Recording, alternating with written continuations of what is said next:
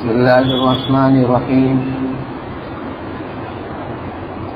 الحمد لله رب العالمين، والصلاة والسلام على سيد الأنبياء والمرسلين سيدنا محمد وعلى آله وأصحابه أجمعين. أما بعد، حاضرین گرامی، گزشتہ ہفتہ میں نے جس عنوان کے تحت میں گفتگو شروع کی تھی اور دین محمدی صلی اللہ علیہ وسلم کی آفاقیت اور اس کی تاثیر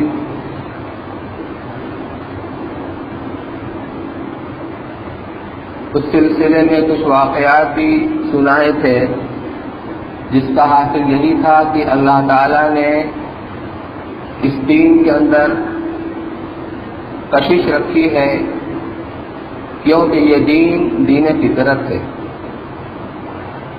اسی گفتگو کو آگے بڑھاتے ہوئے حضور صلی اللہ علیہ وسلم دنیا سے جاتے جاتے جو آپ نے امت کو آخری پیغام دیا تھا، الصلاۃ وما ملکت ایمانکم، کہ میرے امت دیکھو نماز کا دھیان رکھنا، نماز کا خیال رکھنا، اور جو تمہارے ماتحت غلام اور باندی ہیں ان کے حقوق کا خیال رکھنا۔ ایک طرف آپ نے نماز جو اہم العبادات ہے اس کے ذریعے سے حقوق اللہ کو بیان فرما دیا کہ حقوق اللہ کو ادا کیا جائے، دوسری طرف غلام اور مملوک جس کی اس زمانے میں کوئی حیثیت نہیں تھی سماج کے اندر، کیونکہ ان کی اپنی کوئی ملکیت نہیں ہوتی تھی، کوئی ان کو اختیار نہیں ہوتا تھا، تو آپ نے جاتے جاتے ان کو حقوق کی طرف متوجہ کیا کہ غلام اور باندے کو حقوق سے بے پرواہ مت ہو جانا۔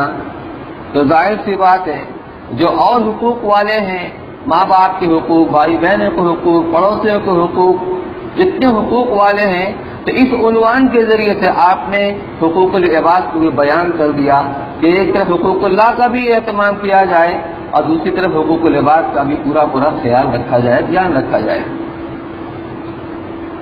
یہ آپ نے پیغام دیا اور عمل سے آپ نے امت کے سامنے اس چیز کو پیش کیا۔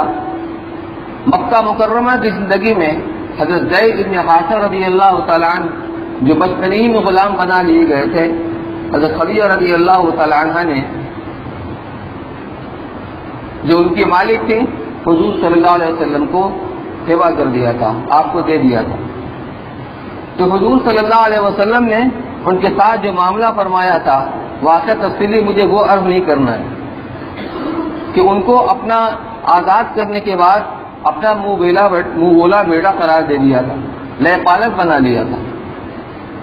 اسی پر بس نہیں کیا، بلکہ قریش جو اس زمانے میں اخو کے اعتبار سے سب سے اعلیٰ خاندان کے ہوا کرتے تھے، اس اعلیٰ خاندان کی خاتون حضرت زینب بنت جہش رضی اللہ تعالیٰ عنہ کا نکاح بھی اپنے ان بولے بیٹے حضرت زید بن حارثہ رضی اللہ تعالیٰ عنہ سے کر دیا تھا، جن کو غلامی کا داغ لگ چکا تھا۔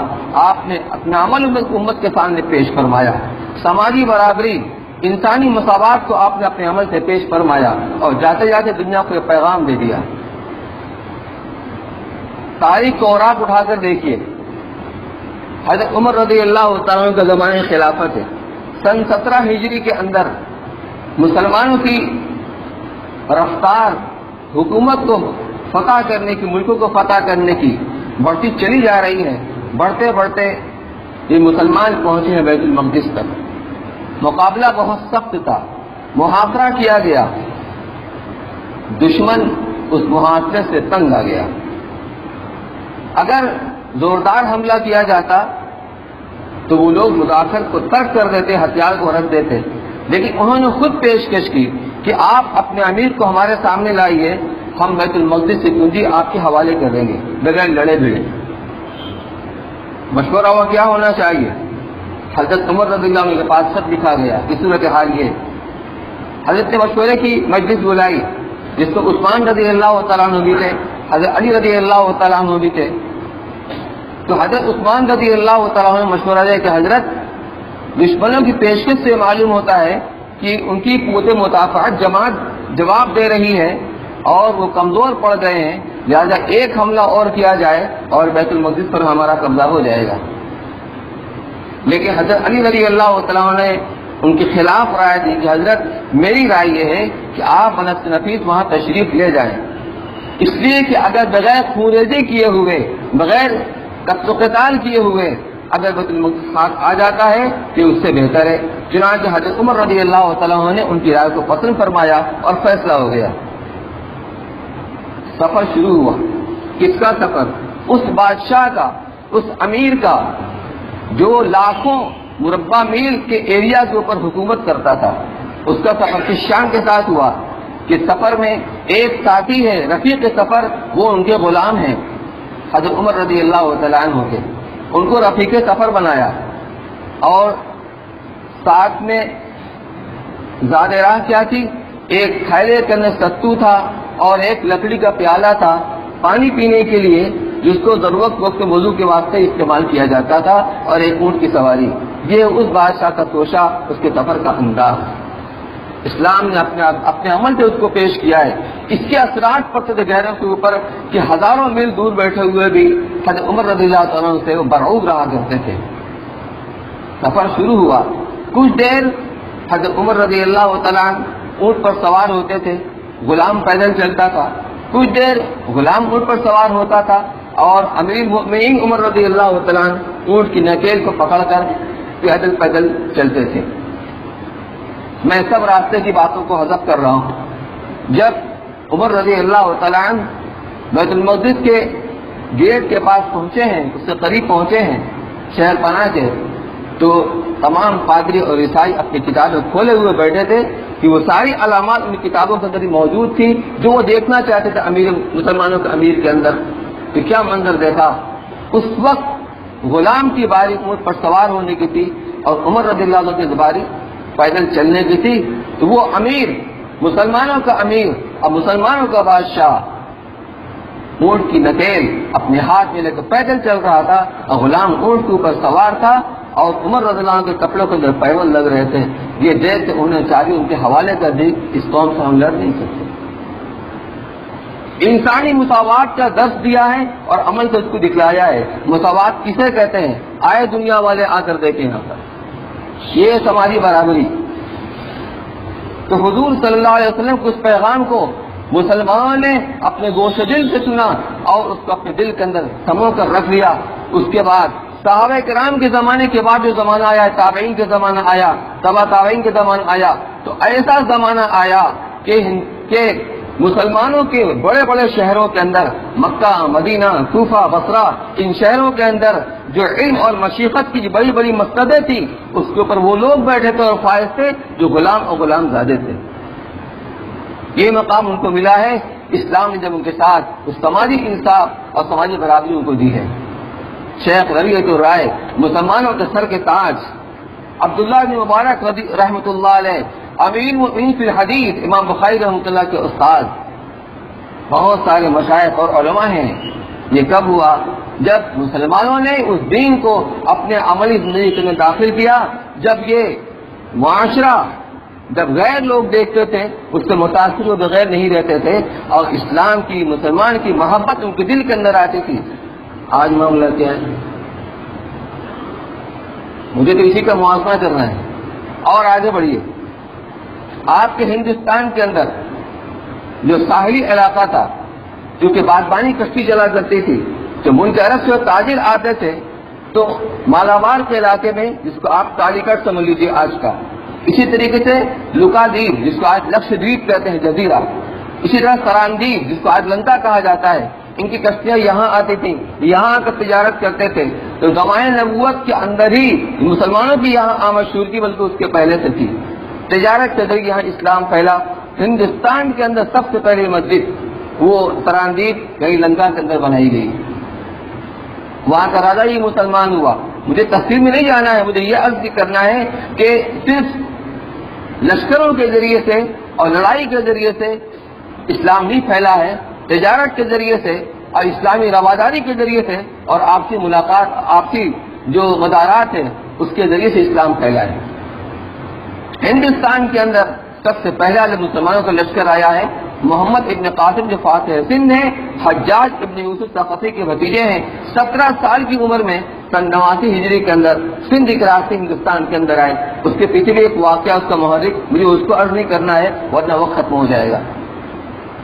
17 سال کی عمر، سندھ اور ہند دو بڑے بڑے ملک تھے اس وقت۔ سندھ کے اندر آج کا پورا پاکستان سمجھ لیجیے، اور اس کے علاوہ افغانستان کا کچھ علاقہ جو جا کر چین سے ملتا تھا، وہاں کا ایک راجا تھا، وہ بندرگاہ تھی دیبل جو آج کراچی کے نام سے مشہور ہے، وہاں پر ان کا لشکر تو 6000 کے لشکر کو لے کر سندھ کے راستے ہندوستان کے اندر آئے، مقابلہ ہوا۔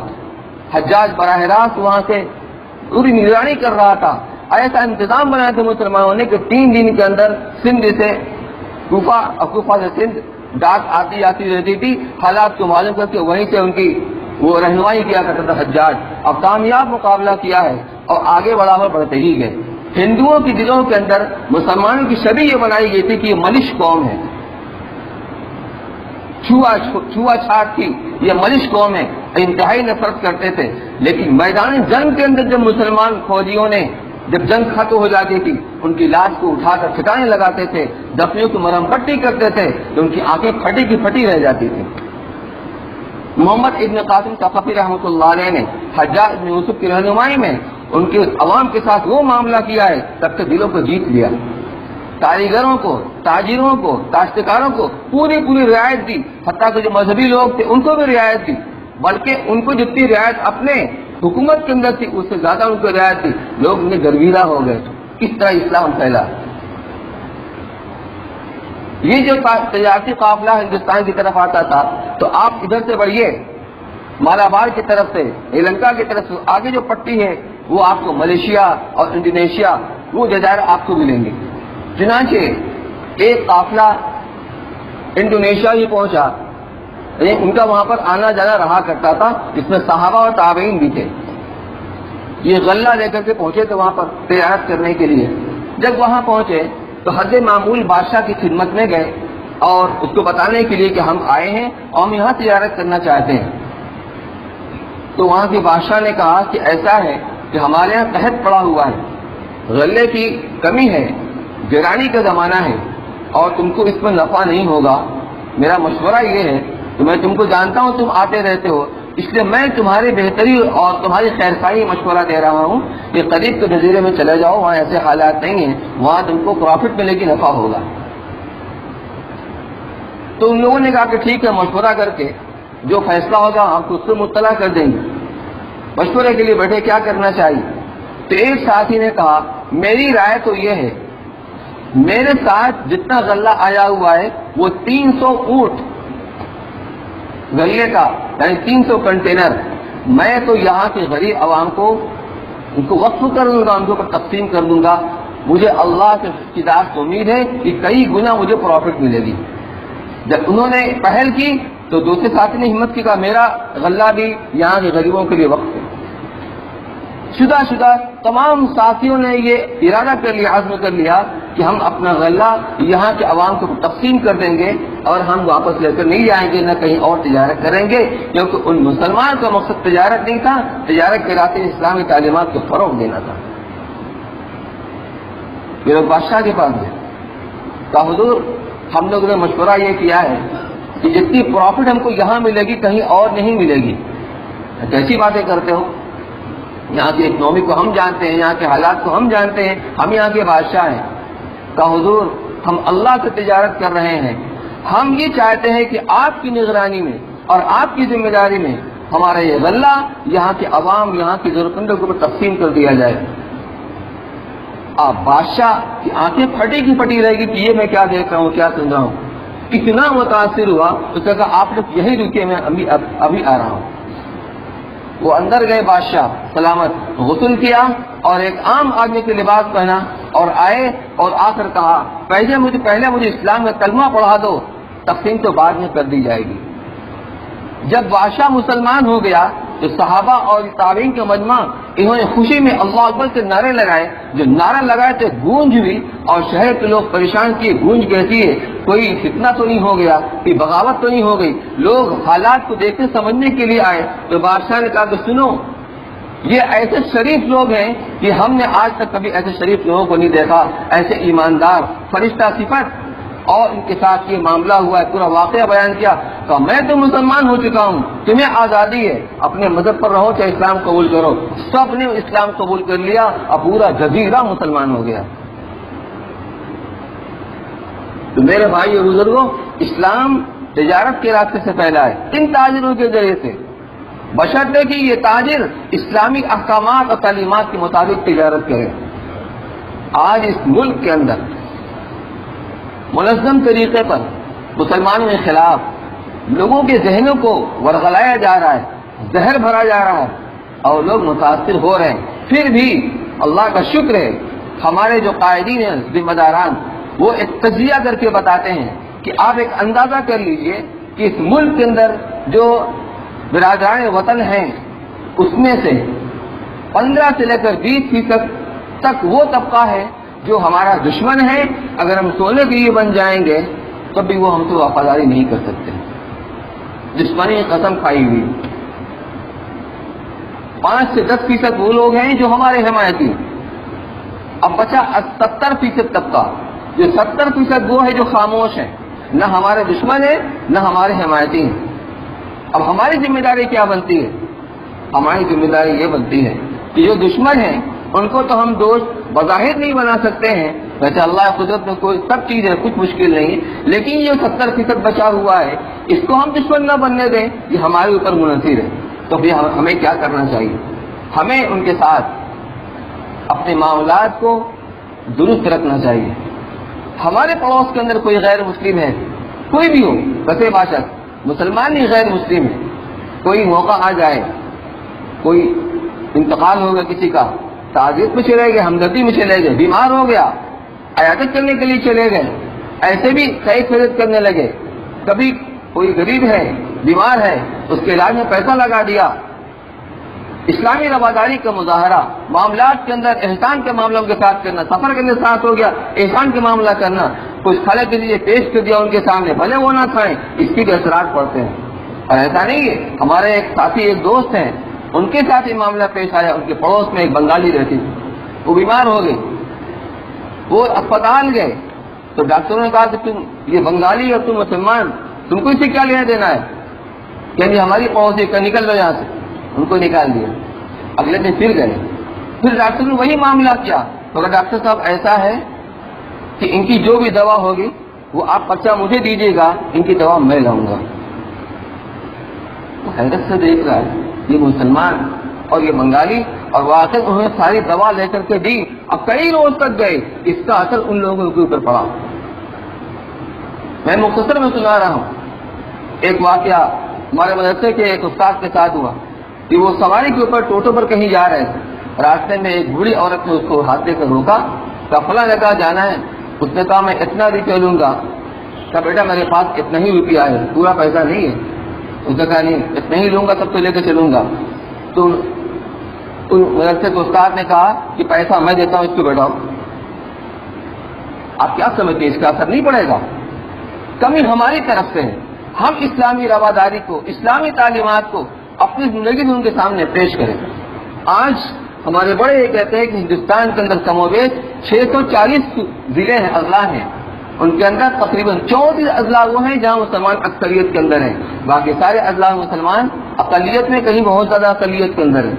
ہماری پالیسی جو بنتی ہے, ہم جو بیان دیتے ہیں ان کو سامنے رکھ کر بیان دیتے ہیں. جو اکثریت اور مسلمانوں کے بیچ میں رہتے ہیں ان کو کوئی ڈر, کوئی فکر نہیں ہے. معاملہ دیگرگون ہو جائے ان کو اتنا فکر نہیں ہوتا ہے. ان کو سوچئے جو غیر مسلموں کے درمیان کے اندر رہتے ہیں, ذرا سا ماحول بدل جاتا ہے, ان کے اپنی جان کے اپنی عزت کے لالے پڑ جاتے ہیں.